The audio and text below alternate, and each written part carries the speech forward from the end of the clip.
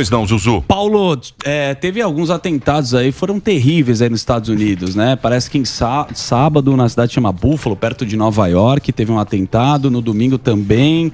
Tá uma situação, eu queria que você explicasse assim, por que acontece esse fenômeno, se você tem alguma visão assim, você é um cara mais especialista na sensibilidade. Por que acontece esses tipos de ataque nos Estados Unidos, pela sua visão? Tô falando isso porque o cara usou a rede social, né, para fazer esse ataque e transmitiu isso ao vivo, e foi assim uma coisa muito forte e bizarra. Não, é verdade, Zucca, é uma ótima pergunta. É muito tempo que as pessoas tentam entender por que essas coisas acontecem tanto aqui nos Estados Unidos. E existem algumas explicações.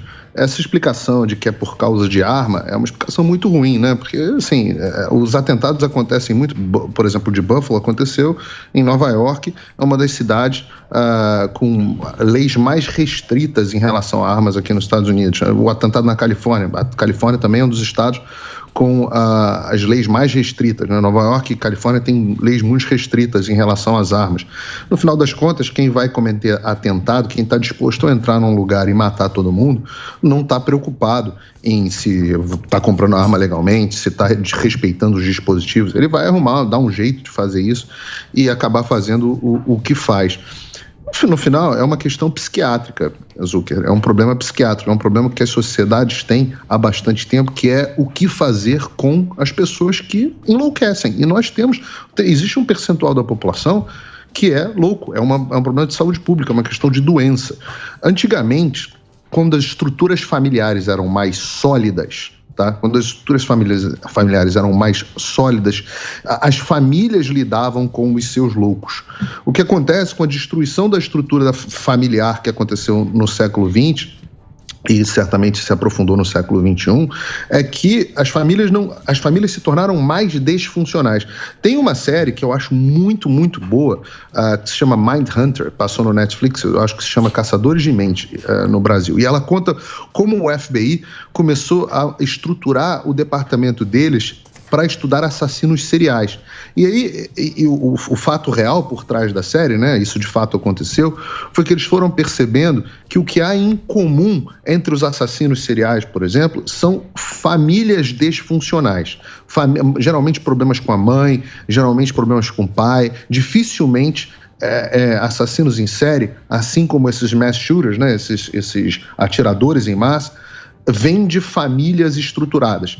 Então, a forma que as sociedades melhor podem fazer para combater isso é incentivar as famílias, incentivar que as pessoas... as famílias funcionam de duas formas. Primeiro, elas criam indivíduos mais estáveis e, segundo, elas lidam melhor com indivíduos instáveis. No caso, nós temos aqui, às vezes, os atiradores usam motivos raciais, às vezes são motivos raciais para um lado, às vezes para o outro lado. Geralmente a mídia esconde os que são para motivos raciais ou motivo. Quando o atirador é de esquerda, a mídia esconde. Quando o atirador supostamente defende as pautas que a esquerda atribui à direita, aí a mídia joga o cara para cima. Esse cara de Buffalo, por exemplo, ele já tinha ameaçado matar os colegas dele de escola, então não era questão racial.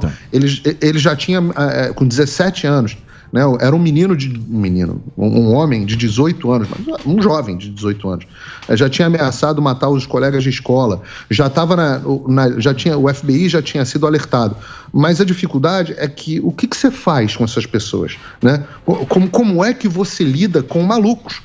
Nós temos pessoas doidas, soltas, e aí tem razões das políticas antimanicomiais do Michel Foucault, que inundaram as escolas de psiquiatria. Hoje você não coloca mais praticamente ninguém em instituição psiquiátrica, e o fato é que os loucos continuam existindo. E quando os loucos resolvem praticar esses crimes, eles vão lá e fazem. Isso é um problema muito grande na sociedade americana. Eu acho que até me atreveria a dizer que o Brasil tem menos desse tipo de coisa, porque a estrutura familiar brasileira ainda é mais robusta do que a americana. As pessoas se ajudam.